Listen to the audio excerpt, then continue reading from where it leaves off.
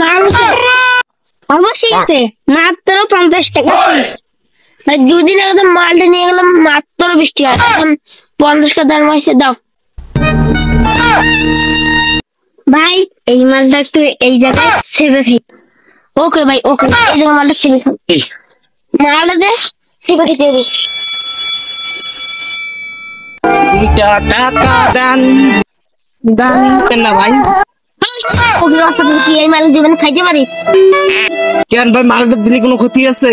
4 টাকা পকড়া, 4 টাকায় 4টা চকলেট খাইতে। 3 টাকা লাগবে না, আর মারে খাম।